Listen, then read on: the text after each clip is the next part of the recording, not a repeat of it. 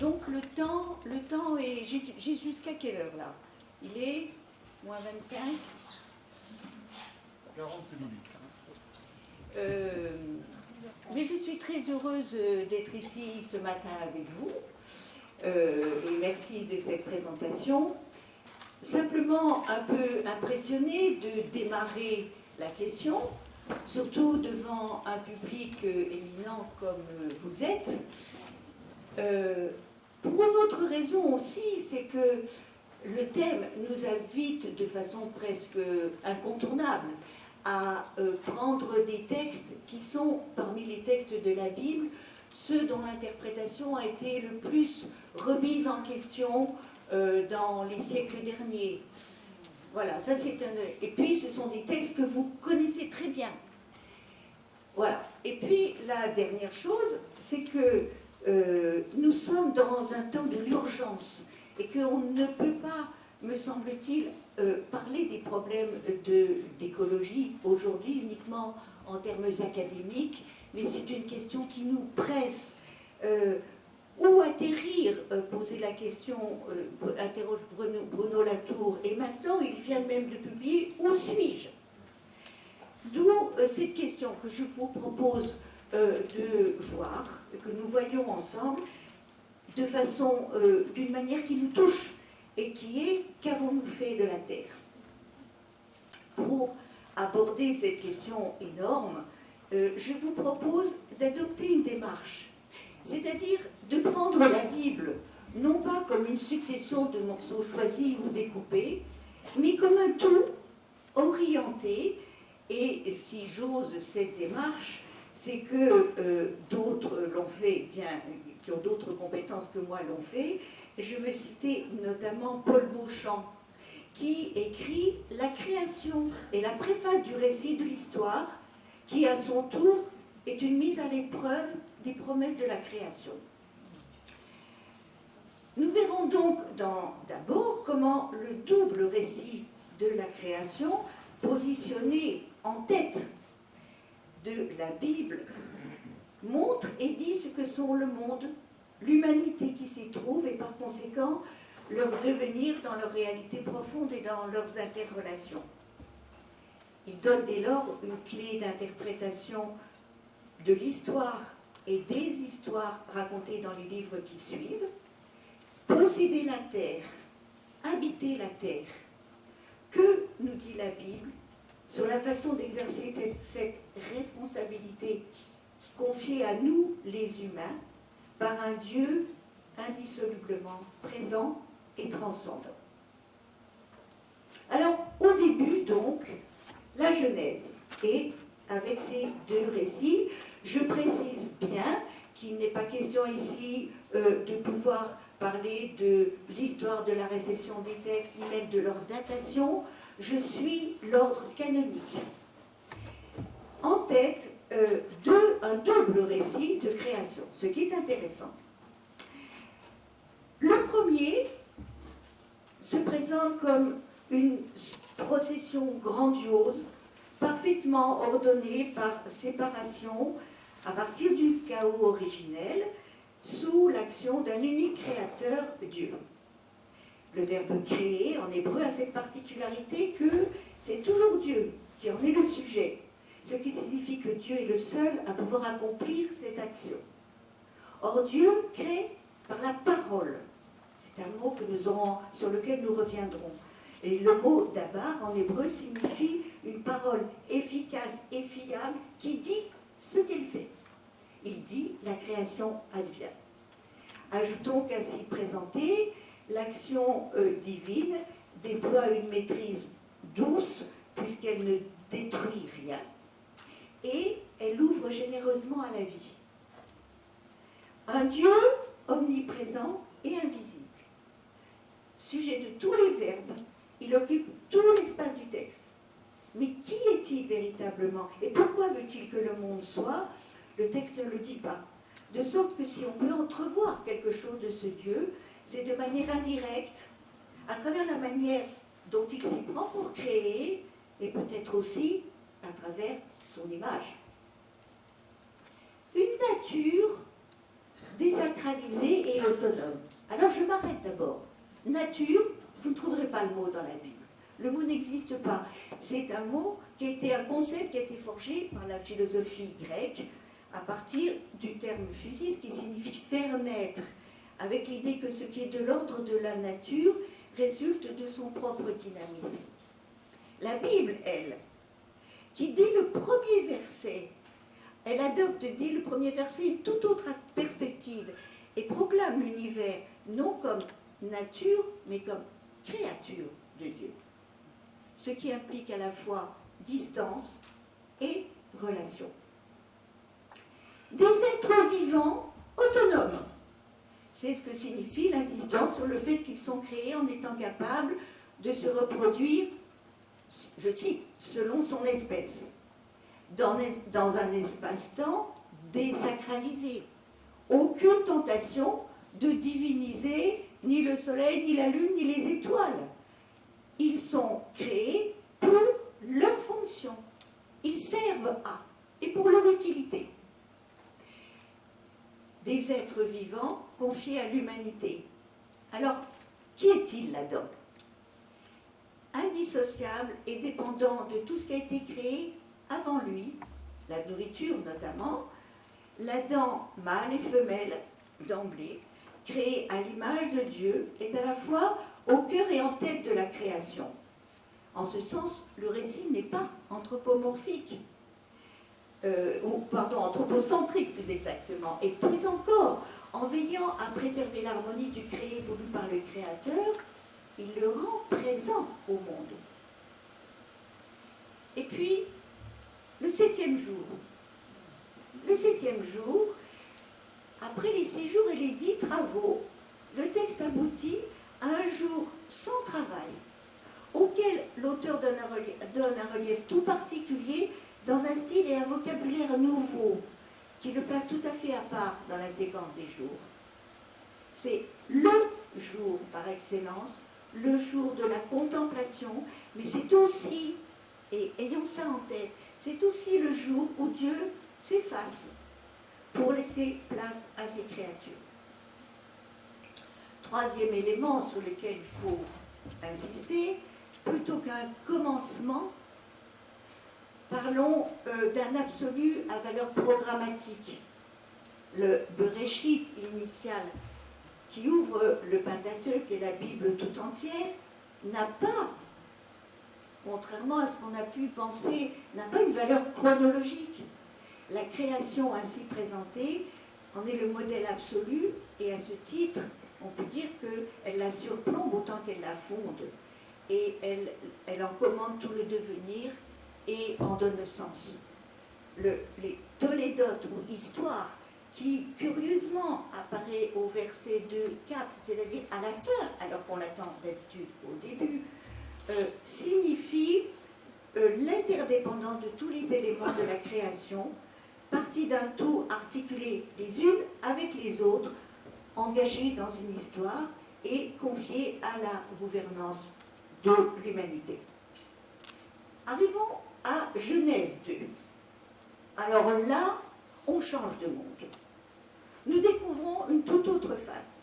On passe de l'univers à la Terre, le monde s'est rétréci, modifié, les astres ont disparu de l'horizon, la Terre n'est plus que poussière et glaise. Je dirais presque d'un Dieu à l'autre. Le Dieu de Genèse 1 et le Seigneur Dieu, ce qui n'est pas neutre, de Genèse 2. Alors les deux, ils ont en commun, certes, d'être uniques créateurs. Mais pour le reste, le premier est mystérieux, solitaire, il dit et fait tout, il s'adresse à des interlocuteurs qui ne lui répondent pas, alors que le Dieu de Genèse 2, 3 parle, mais à des personnes qui lui répondent, et puis alors il fait tous les métiers. Il est jardinier, potier, chirurgien, couturier, déménageur, juge d'instruction, et j'en passe. D'un Adam à l'autre. Dans le chapitre 1, l'Adam est la dernière créature de Dieu, créée d'emblée mâle et femelle. En Genèse 2, 3, l'humanité est créée d'abord, avant tous les animaux, et il est créé en 2 temps. Adam indistinct, puis homme et femme. Le premier n'ouvre pas la bouche, l'homme et la femme du second sont des personnages qui parlent. Le premier règne sans tension, le second, il se comporte un peu en ado gâté qui n'a jamais assez, qui veut toujours plus. Il se débat dans une aventure qu'il dépasse. Il joue à cache-cache avec son Dieu pour finir chassé de sa présence, déchiré dans sa relation avec sa femme, errant dans une nature hostile et condamné à travailler et à souffrir jusqu'à la mort. Et pourtant cet Adam-là, finalement c'est plutôt lui que nous connaissons. Il nous est bien familier dans sa liberté et sa fragilité. Ainsi, l'existence de 2 récits différents et posés côte à côte nous interpelle et nous oblige à réfléchir, à ne pas prendre au pied de la lettre l'un ou l'autre et à adopter plusieurs points de vue. Dans Genèse 2.3, on voit une humanité complexe entre ciel et terre. Alors d'abord, une précision. Aucune des racines des mots les plus utilisés dans la Bible pour désigner le péché ou la faute n'apparaît dans ces chapitres. Ce qui veut dire que la Bible hébraïque ne présente pas une doctrine de la faute, elle la met en scène, ce qui est complètement différent. Et on voit une humanité qui se fourvoie. L'expérience de l'écrivain biblique lui montre une humanité à la fois malheureuse, marquée depuis toujours par le mal, physique, moral, spirituel, poussée par le désir de comprendre, de savoir, de maîtriser son existence. Sa foi, par ailleurs, nourrie de l'histoire et de l'idéal de l'Alliance, lui dit que si elle est heureuse, l'humanité est aussi appelée à une autre dimension de vie, dans une relation harmonieuse avec son Créateur. Et c'est tout cela que le récit finalement complexe met en scène. Un Adam qui cherche à grandir, à user d'une liberté qui lui permet de choisir, mais qui se fourvoie dans la façon d'exercer sa liberté. Ce qui est en question, en effet, ça n'est pas tant l'accès à la connaissance du bien et du mal. On peut même traduire, certains traducteurs le proposent, connaître bien et connaître mal. Ailleurs, la Bible parlera de sagesse. Ça, c'est tellement vrai que Dieu charge l'homme de nommer les animaux. Ce qui est en cause, ça n'est pas ça, c'est le mode d'acquisition. Prendre et manger le fruit de l'arbre, c'est en prendre possession, c'est se prendre pour Dieu au lieu de recevoir ses dons, y compris avec leurs limites. D'ailleurs, pensez à Matthieu 26. Jésus est avec ses amis pour le dernier repas. Écoutez la séquence des verbes.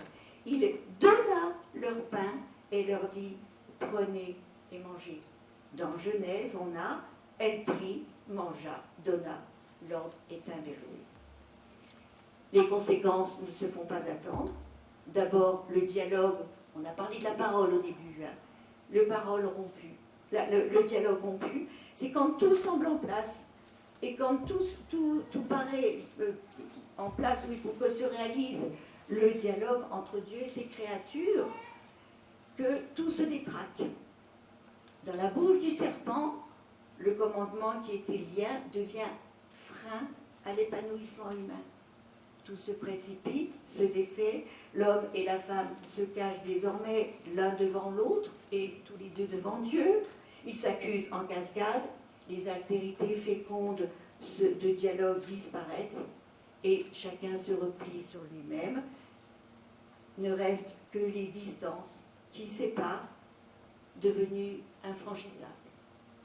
Infranchissables à moins que le chemin de vie soit un sentier d'espérance. Genèse 2.3 est trop souvent lu comme le pendant négatif du récit optimiste de Genèse 1. N'est-il pas beaucoup plus riche de garder l'horizon de Genèse 1 et de comprendre dès lors que, voilé sous la forme négative de tous les désordres, le récit de Genèse 2.3 ouvre à nous, lecteurs, un sentier d'espérance.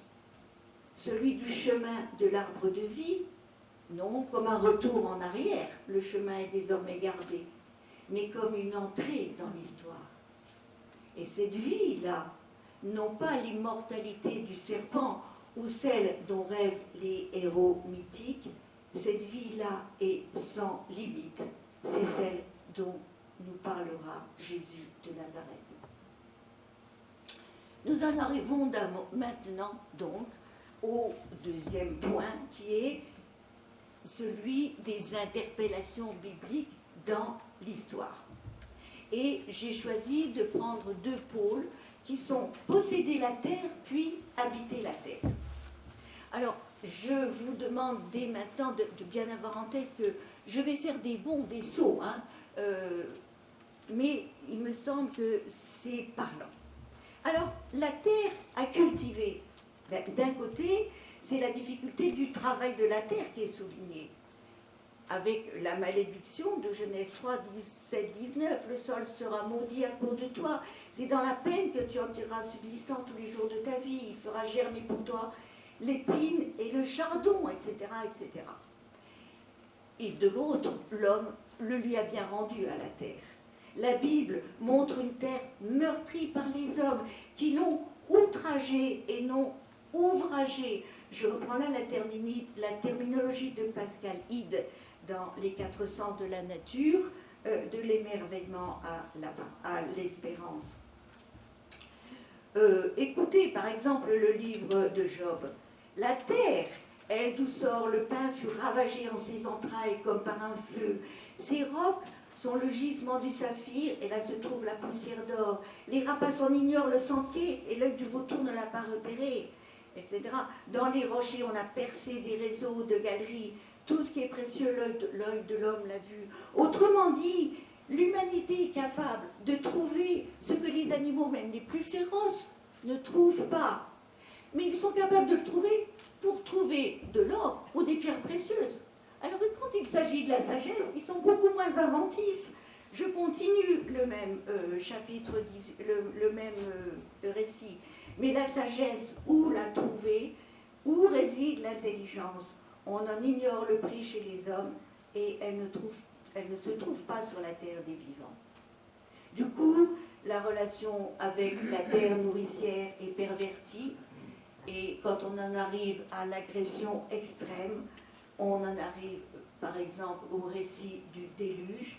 Relisez ce récit du déluge, vous verrez qu'il est écrit comme un écho inversé du poème de la création. Le déluge, c'est le retour au chaos d'origine, c'est la décréation. Et ici, dans la Bible, contrairement à d'autres récits du déluge, c'est parce que l'homme n'est plus image de Dieu dans ses comportements avec les autres et avec la terre que Dieu regrette de l'avoir fait. Et les conséquences sont terribles pour l'homme et pour son environnement. Mais au final, plutôt que de rétablir la création qui aurait été nettoyée par le déluge, Dieu prend acte du fait que la violence est inscrite dans l'humanité, en donnant des règles pour la limiter, et il s'engage à ne plus détruire sa création.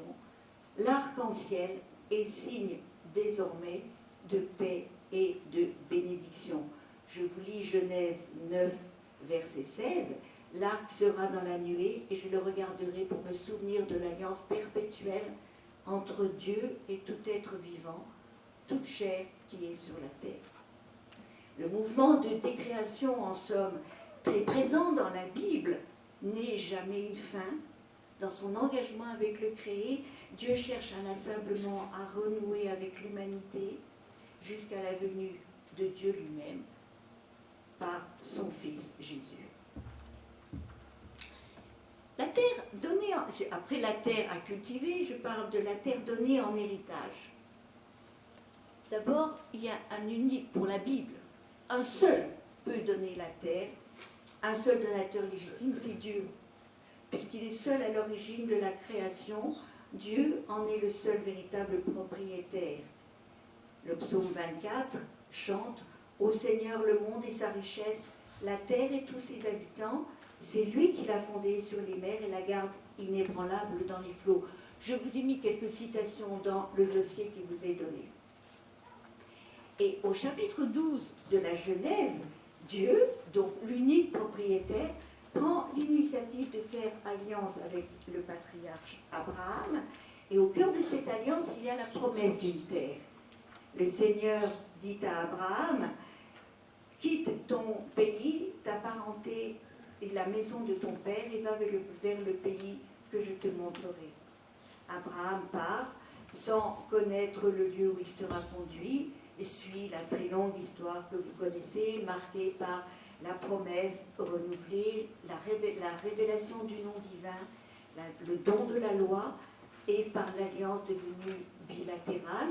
Face au Dieu qui s'engage et qui l'a libéré de l'esclavage, le peuple est appelé à vivre désormais avec une relation d'amour partagé.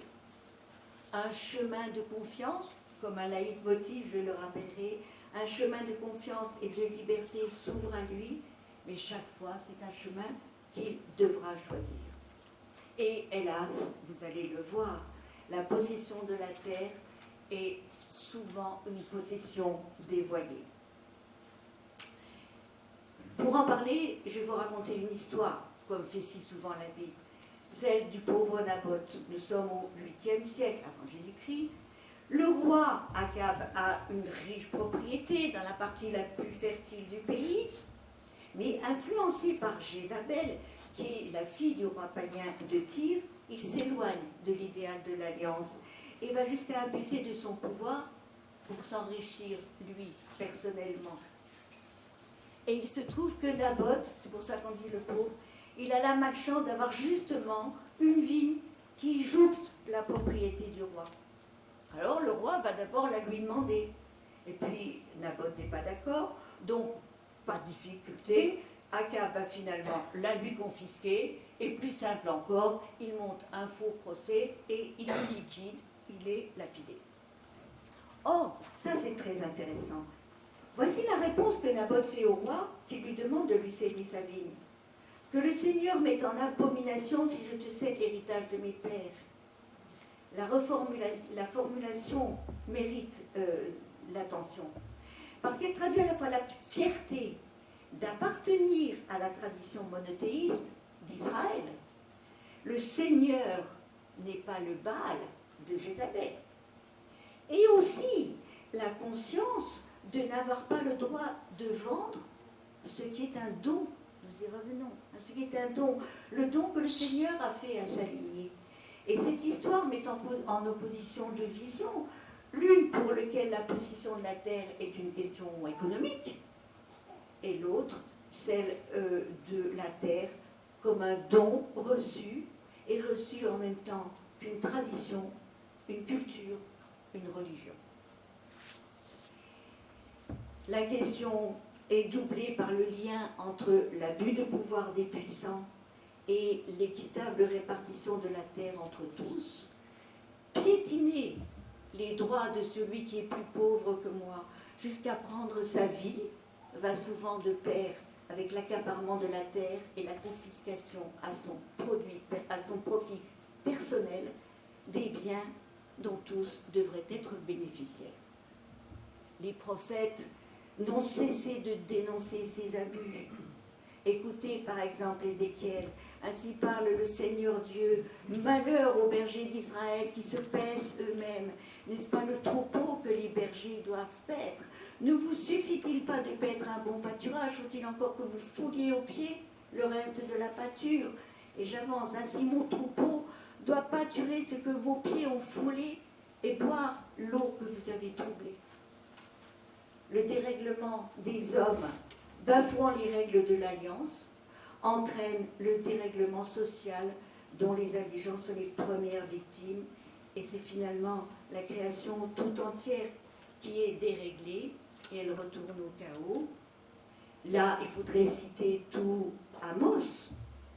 Écoutez ceci, vous qui vous acharnez sur le pauvre pour anéantir les humbles du pays, vous qui dites quand donc la nouvelle lune sera finie, que nous puissions vendre le grain, et le sabbat que nous puissions ouvrir les sacs de blé, diminuant les phares, augmentant le cycle, faussant les balances trompeuses, achetant les indigents pour de l'argent et un pauvre pour une paire de sandales.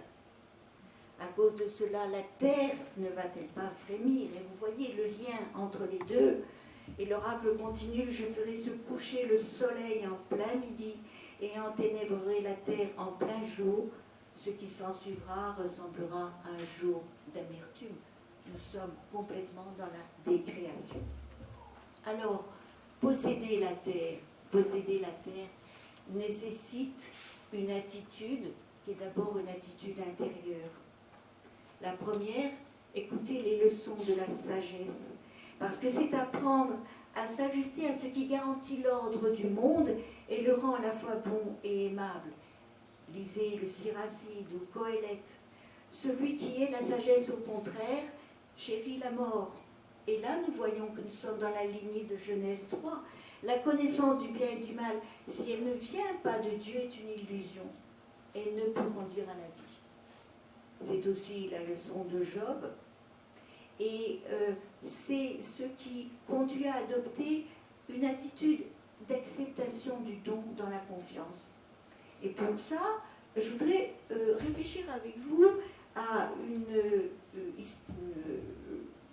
un passage de Matthieu, Matthieu 25, 14, 30, dans lequel on voit, vous savez, le maître s'absente, 7e jour, il s'absente et il confie à ses serviteurs,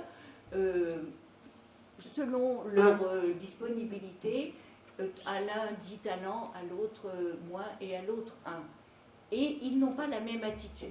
Alors il y a des gens qui disent, mais elle est très choquante cette histoire, c'est déjà du capitalisme, on prête encore beaucoup aux riches, et le pauvre qui n'a eu que 1 denier, il est mis dehors avec des pleurs et des grincements de dents. Et là, j'ai lu un commentaire d'André Ouénin qui m'a paru tout à fait pertinent. Lui, dit-il, cette histoire, elle est à lire du point de vue de ceux qui reçoivent. Comment reçoivent-on? Il y en a un qui reçoit dans la confiance. Et on voit que à la confiance du maître répond la confiance du serviteur. Et cette confiance, cette convergence dans la confiance est créatrice de joie. Viens te réjouir avec ton maître. Alors que le second est dicté par la peur. Et la peur, elle se fonde sur l'image qu'il se fait de son maître et qu'il tient pour vrai. En réalité, notre façon de recevoir la vie, le monde et la terre trahit quelque chose de notre façon de recevoir Dieu. Sur la question de la confiance, on peut aussi lire Luc 12, 22, 31, les corbeaux et les lys, comme autant d'images qui font comprendre l'action de Dieu en continu et en faveur de chacune de ses créatures, en même temps que l'entrée dans une autre dimension du temps et de la vie, qui est le royaume. Écouter les leçons de la sagesse, s'ouvrir à l'émerveillement. Ô Seigneur notre Dieu, qu'il est magnifique ton nom par toute la terre. En louant la majesté du Seigneur, celui qui prie dans ce psaume se reconnaît comme tellement petit qu'il n'est pas dans la maîtrise, mais qu'il peut s'ouvrir à la beauté et à la contemplation. Et dans la Bible, les psaumes, les hymnes, les cantiques nous invitent à des sortes de pauses méditatives. La fin du livre de la sagesse met en écho nature et histoire, création et salut, alliance et bonheur quotidien, dans des harmoniques que seule la puissance du langage poétique peut exprimer. Le savant est d'autant plus grand qu'il est poète. Salomon fut le plus sage des hommes, dit-on dans le premier livre des rois. Il prononça 3000 proverbes et ses chants sont au nombre de 2005. Il parla des arbres, aussi bien du cèdre du Liban que de l'hysope qui pousse sur le mur. Il parla des quadrupèdes, des oiseaux, des reptiles, des poissons. Enfin, pratiquer la douceur. L'ensemble du psaume 37 l'affirme. ce sont les humbles, les pauvres, Anaouim en hébreu, ceux qui sont ajustés au Seigneur, qui posséderont la terre et qui jouiront de la paix. Jésus, en Matthieu 5, reprend cette idée force. Heureux, dit-il, heureux les doux, car ils auront la terre en héritage. Le terme de doux, oipais en grec, n'a rien à voir avec une quelconque mièvrerie. Les doux sont ceux qui, s'appuyant sur le Seigneur et adoptant des attitudes de bienveillance, désamorcent les violences, parfois jusqu'au risque de leur vie, sont des semeurs de l'harmonie et de la paix voulue par le Créateur. J'arrive maintenant au deuxième volet. J'ai encore combien de temps? Normalement, il y a 7 minutes. Ouh là, catastrophe. Parce que j'ai des choses bien à vous dire encore. Bon, alors, habiter la terre. Je vais reprendre de façon rapide le rapport entre hommes et femmes que nous avons esquissé. Dans Genèse 2:3, nous avons vu, il y a d'abord l'Adam qui est indifférencié sans autre précision et sans que ça pose question, semble-t-il. Or, il n'en est rien, il n'est pas bon, dit Dieu, dans un constat qui est l'inverse du reflet de Genèse 1. Or, ce qui est très intéressant, c'est de regarder le moment où Dieu se fait cette remarque. C'est exactement le moment où l'interdit vient d'être prononcé. C'est-à-dire que c'est au moment du choix, au moment d'agir avec discernement, que l'Adam a besoin d'être deux. Et c'est à ce moment-là que Dieu lui donne une aide.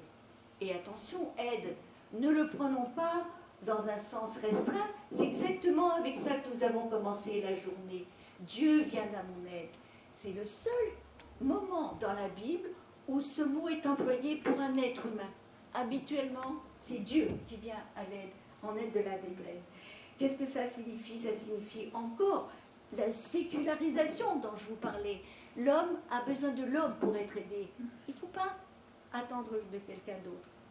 Or, voilà, c'est à ce moment-là qu'il reçoit cette aide. Et c'est un pivot dans la dynamique du récit.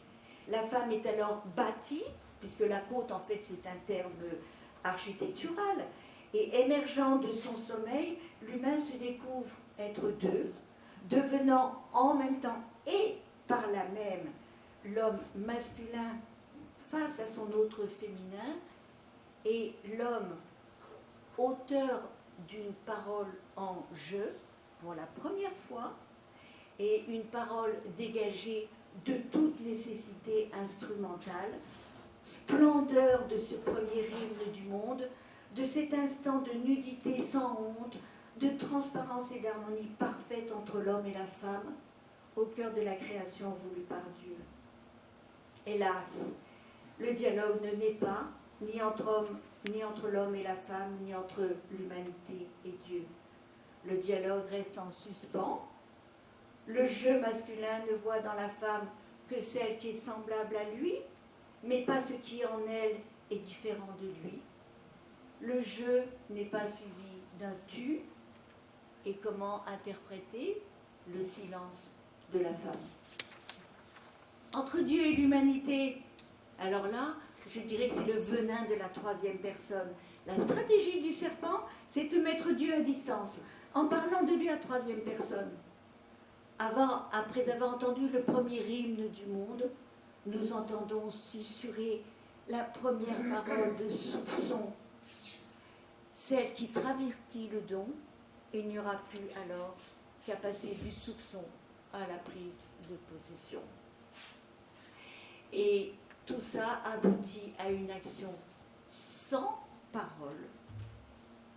La femme se laisse faire, ne répond plus au serpent. Tentée, elle agit, mais elle agit toute seule, sans demander l'aide. L'homme, comme la femme, se laisse faire, et finalement, face à l'interdit, l'homme et la femme ne cèdent pas. Le dialogue entre eux ne naît pas. là où ils auraient pu être complémentaires, ils ne sont finalement que complices. Alors, hommes et femmes dans la Bible, je ne vais pas aborder cette question-là, ce serait beaucoup trop. Je peux seulement vous dire que ce dialogue, il y aura dans la Bible un dialogue magnifique entre le je et le tu dans le Cantique des Cantiques, et nous verrons quelle place il a, si j'y arrive, dans la révélation finale. Autre figure de l'altérité dans la Bible, après hommes et femmes, il y a frères. Et là, je n'en parle pas beaucoup parce que ce sera un sujet traité ce matin. Frères, c'est l'histoire de Caïn et d'Abel, avec en Genèse 4, la même trame exactement que Genèse 2-3. La relation entre, plutôt le rapport entre la relation et la parole. Quand il n'y a pas de relation, il n'y a pas non plus de parole. Et le meurtre, c'est un meurtre à l'état pur, sans un mot, sans émotion en race campagne. Sauf ce verset 10 dans Genèse 4. Écoute les sangs de ton frère qui du sol, je n'ai pas oublié le sujet d'aujourd'hui, qui du sol crie vers moi. C'est la force de cette image. La seule fois dans la Bible où le mot sang est sujet du verbe crier. La terre qui devait effacer jusqu'à l'existence d'Abel devient un extraordinaire porte-voix du sans visage et sans parole. Et en invitant à l'écouter, Dieu proclame fondamentalement que l'existence d'Abel, le frère, est inaliénable. Je passe là-dessus et j'en arrive à dire que la fraternité, c'est une histoire de famille, mais c'est aussi une histoire de cité. Alors, résidents et étrangers, on peut lire la parabole du bon samaritain en y pensant. Je vais finir peut-être par la chose qui me paraît une des plus particulièrement originales. C'est qu'avec Caïn, c'est aussi la naissance, la façon d'habiter la terre proprement humaine, c'est-à-dire celle de la vie urbaine, avec tout ce qu'elle comporte de positif. Et la Bible célèbre tout ce que l'action humaine apporte, les remarquables acquis de la technique et des arts. Mais la ville, c'est en même temps la source de toutes les dépravations et de toutes les violences. Et à l'intérieur de la ville, élargissons au thème plus large de la cité, c'est-à-dire l'organisation politique. Et là, je suis là dans le Nouveau Testament, et je voudrais évoquer avec vous comment le christianisme invente une nouvelle façon de penser la citoyenneté. Quand il est dit que pour la première fois les disciples furent appelés chrétiens en acte, c'est dire qu'ils ne rentrent dans aucune des catégories préexistantes.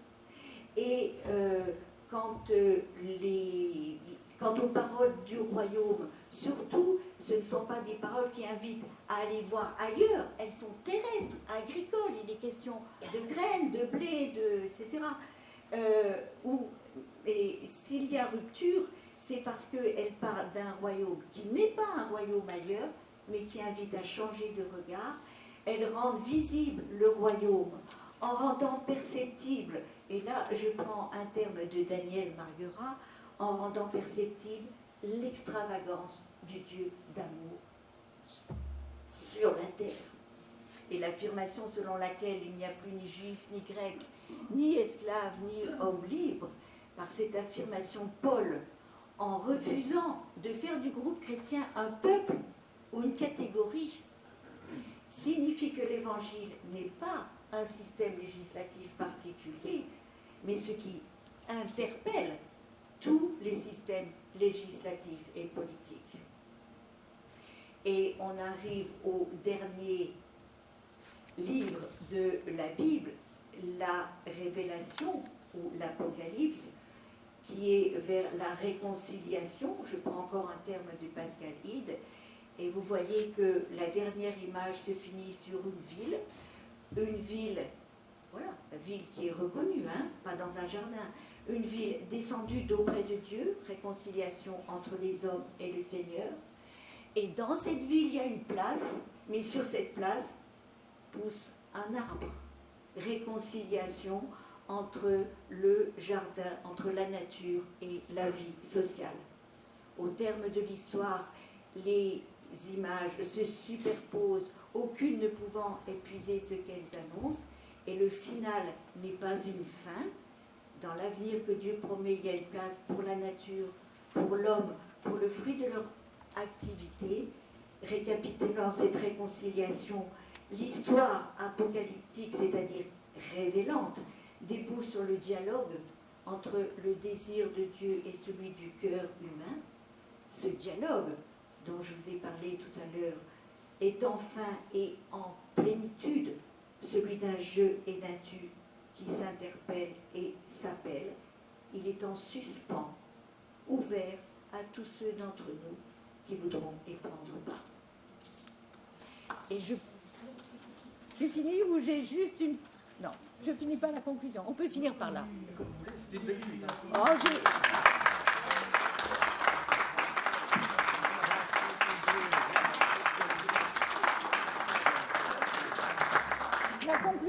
La conclusion, je la dirais comme ça dans le... Mais quand même, si peut-être, juste cette dernière phrase, qui est que, entre l'arbre du départ et l'arbre de la fin, qui sont forcément en tension, on a cette phrase de Jésus dans Jean, c'est moi qui vous ai choisi pour que vous alliez, que vous portiez du fruit et que votre fruit demeure. Ah oui. Excusez-moi.